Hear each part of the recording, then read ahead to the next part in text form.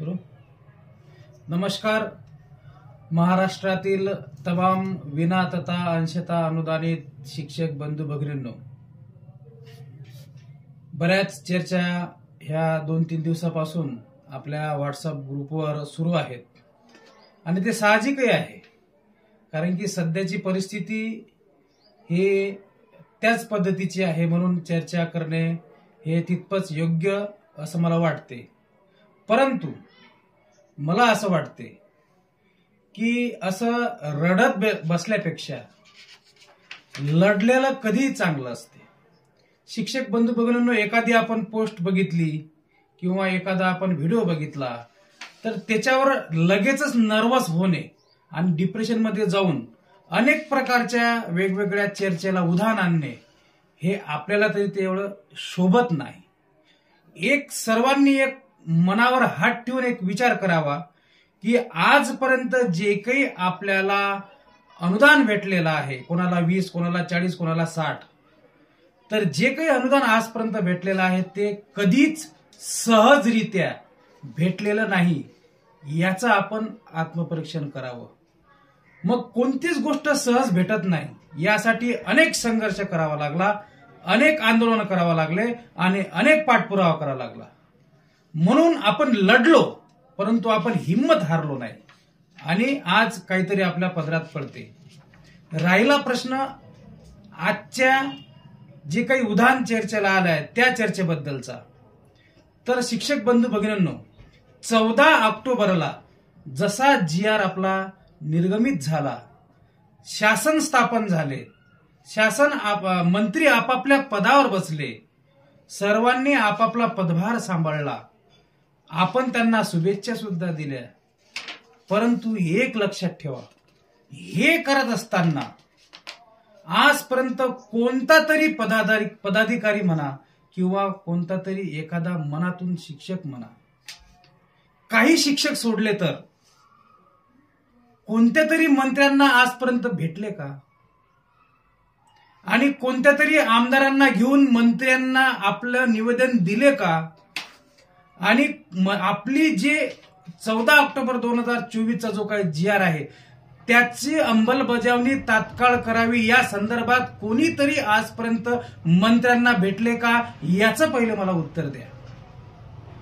कसं आहे की चूक ही आपलीच असते, सरकार देण्याच्या मानसिकतेत नाही, होणार किंवा नाही। मी आज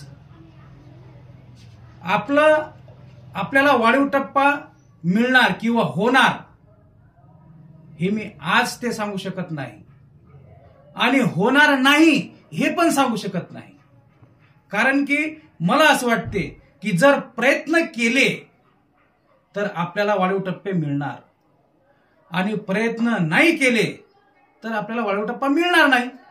मग असं रडत बसल्यापेक्षा हिंमत हारून चालणार नाही आणि लढलेलं बरं, हे मी वारंवार सांगतो। आणि त्याच पद्धतीने आम्ही आमचे आदरणीय ज्ञानेश्वर म्हात्रे सर यांचं बोट धरून, यांच्या माध्यमातून, यांचं मार्गदर्शन घेऊन आम्ही 2 वेळेस शिक्षण मंत्री आदरणीय दादाभाऊ भुसे यांना भेटलेला आहे। मग असाच जर प्रयत्न जर प्रत्येकाने केला तर नक्कीच आपल्याला यश मिळाल्याशिवाय राहणार नाही, फक्त प्रयत्न महत्वाचे आहेत। म्हणून पुन्हा एकदा माझी कळकळीची विनंती आहे, याच्यावर त्याच्यावर ताशेरे वळण्यापेक्षा, त्यानंतर अनेक वेगवेगळ्या प्रकारच्या चर्चेला उधाण आणल्यापेक्षा सत्य परिस्थिती काय आहे हे आपल्याला माहित आहे। कसं आहे की लक्षात घ्या की आपणच वाघाच्या तोंडात जबड्यात हात घालून आतापर्यंत अनुदान मिळवलेलं आहे आणि इथून पुढे सुद्धा आपला वाढीव टप्पा आपण मिळवणारच, त्यासाठी तुमचे सुद्धा प्रयत्न महत्वाचे आहेत। मग आता आम्ही 2 वेळेस जाऊन भेटून आलो, आतापर्यंत असं कोणी का प्रयत्न करत नाही?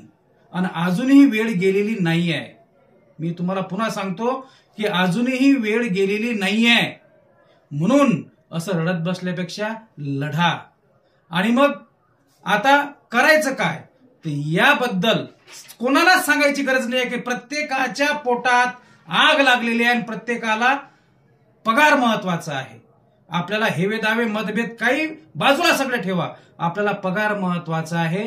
प्रत्येक जसा शिक्षक पगारासाठी धडपड करतो तसंच मंत्रालयात असो, आपापले मंत्री विभागातील मंत्री असो, आमदार असो, कोणत्या का माध्यमातून असेना, फॉलोअप घेणे, तिथपर्यंत जाणे आणि एकदा तरी मुख्यमंत्री आणि उपमुख्यमंत्री यांची भेट घेऊन आपला विषय मांडणे, हे करणे गरजेचं आहे. म्हणून पुन्हा एकदा माझी कळकळीची विनंती आहे आणि सविस्तर जे काही वृत्तांत आहे हे शुक्रवारी संध्याकाळी 8 वाजता पुन्हा एकदा परिस्थितीला अनुरूप सर्व ठिकाणची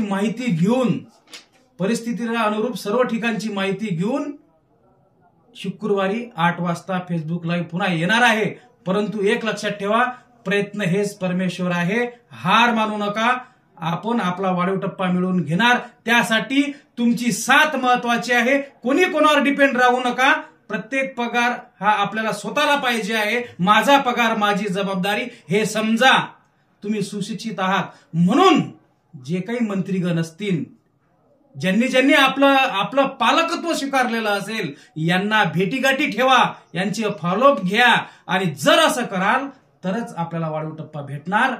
अन्यथा परिस्थिती कठीण आहे. धन्यवाद. बाकी शुक्रवारला संध्याकाळी 8 वाजता फेसबुक लाईव्ह मध्ये. जय हिंद, जय महाराष्ट्र.